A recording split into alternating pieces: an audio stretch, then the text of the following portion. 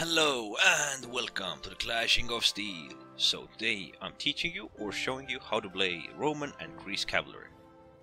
So as you can see, I'm starting with the Roman cavalry and the main commander is Scipio Africanus. Roman cavalry is the cavalry with most armor. Greece and barbarians are somewhat lightly armored, or not as heavily as the Roman cavalry. So Scipio itself has a decent charge, some good moral damage that he can inflict to nearby enemies. These two abilities already make him quite good at flanking opponents. Although I wouldn't suggest going head on, because that's another struggle match. I'm quite sure Scipio could survive it against another cavalry, seeing as he has the Oath of Preservance, which increases the melee defense and makes your unit uncontrollable until the opponent dies or your unit gets routed. The reason why Scipio is good at flanking is because of the war cry. It is definitely good to flank already engaged opponents. When you engage the enemy from the rear or the sides, you already do some morale damage. That way forcing the opponent fight on several sides. But when you pop the war cry, you do even extra and giving you a better chance to rout the opponent. I'm not saying it will work all the time. Usually when you charge in, the charge has some sort of an impact on the unit as well. Like your unit will either cover its sides and rear, or it might cover just one side and rear. The best case scenario is that your unit will charge through the opponent, flanking him from all sides at the same time, from the front and rear and the sides as well. It doesn't happen that often and usually not so well against formed opponents. So as you can see here, I ain't engaging right away. I'm waiting for the right moment. For example, when this charge was used, it gave me a window. So I tried to take a perfect position and use my charge. And you can see that the charge actually forced my units around the opponent all the way. Now, he's taking a bit of morale damage. I haven't yet activated the war cry. And when I do, the morale goes even way more down. And it doesn't help that he's disengaging from me. I actually killed a lot of these swordsmen. They were trying to disengage, they were trying to escape. Perhaps not the wisest of moves. They could have actually had a chance against me if they would have gone full melee right then and there. Now this would be the right usage of my cavalry to help and support my melee units. Although I'm using two of my units to hunt down the range units, because I saw an opening, there was no one defending them and they were doing quite a lot of damage. But unfortunately, thanks to that, I forgot my own archers. If you mess up with Scipio, well, not fatally, but if you mess up and you think you might lose, you can always pop the Oath of Preservance. That way you can, in some situations, actually even fight the tier higher riders. I'm not saying you can fight Scipio versus Scipio, but perhaps some barbarians or Greece actually. Also, fighting against barbarian infantry can sometimes be a rather good move. It all depends on the situation, on the numbers, on the location, on the support. Sometimes you can even hunt down war dogs or their handlers. I wouldn't suggest going at them when there are dogs with them, but you can support your teammate who's getting harassed by the dogs or the lone handlers who are just waiting there. Right now you can see me run away from the spears because they are the biggest enemy for cavalry. Although I come here to support my archers and do massive amounts of charge damage or charge impact damage, it is still not strong enough to destroy all the opponents here. So I'm actually seeing an opening here. I can send my units into this melee unit that is focusing to other targets. There's actually a small problem that I set my both units to target that single unit, and because of that you saw that the units that crashed into each other stopped. Actually the charge impact sometimes seems to do a lot of moral damage as well. The reason I charged the spears here was because they were all massing in a huge pile and they were with their side or perhaps even with their back a bit towards me. And when you charge in from that with your cavalry, you do quite a lot of damage. So the main focus with Scipio is you should try and help your already engaged melee units if you can.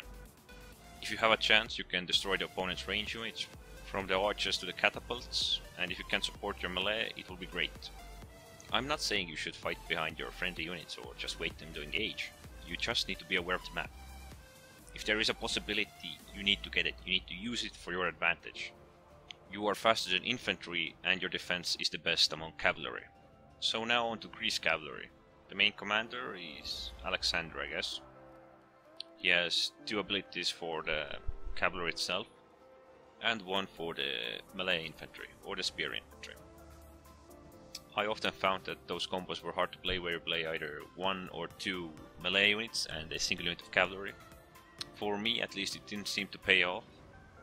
Although the infantry ability for the Alexander is interesting, it forces the opponents to fight with you for 15 seconds.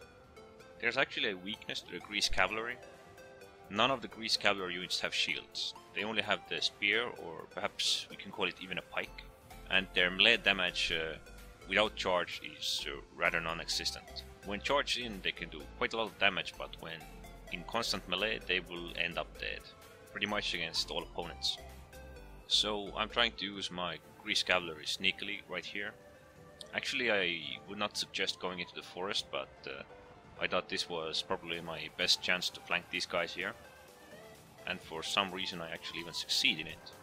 They are tier higher than me. So here comes the first charge.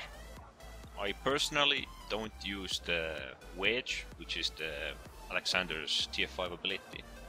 It gives cavalry a formation. I have tried it out in many battles, and only way it has worked for me if I was hunting down opponents. Either the remnants or routed units that were no match to me, or sometimes even hunting down archers, just because Alexander's charge impact is devastating. All the defense and offense in close melee what this unit lacks, it tries to make up with charge impact. It can be huge if you flank the opponent from the sides or the rear, but going head on it can be rather weak. I often feel that I can't fight this cavalry rather well against opponents, especially when I'm with randoms. But with pre-made I can at least work on something. I can try and help flank the opponent and be as useful as I possibly can.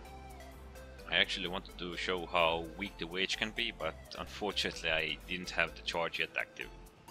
So I still went to help my teammate because I was hoping I could route these riders back there.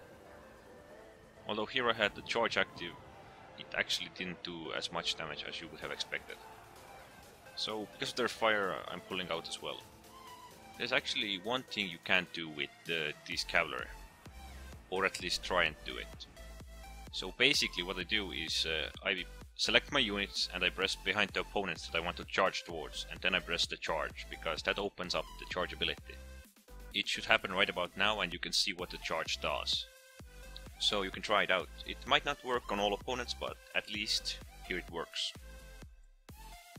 Lately I think they have made it a lot weaker, or at least it feels like it. There are many units that can't use this, but then there are some that use it rather well. This is probably one of the main things that can give you a chance when you're already engaged. The charge is actually a reason I don't suggest using the wedge as well, because when you are in your regular formation, your units are spread a bit more wider, but when they're in a wedge they're in a cone, and when the cone's tip hits, the impact or the charge seems to slow down. That is one of the main reasons I don't use it. Okay, there is a moment when I use it, like when I'm hunting down the opponents. I have had some luck with it. And also when I have around 10 men left. They don't spread so widely anyway, so I might as well use it for the extra charge impact.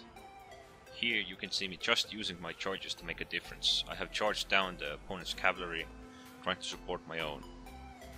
The main way you can succeed with this cavalry is when you get a target that isn't targeting you. When opponents choose you as a target, you will lose a lot more units. Only units that you can overwhelm are the ranged units. Although they made the Greece cavalry's charge a bit stronger with the last update, I still feel that they need some sort of a benefit or a boost.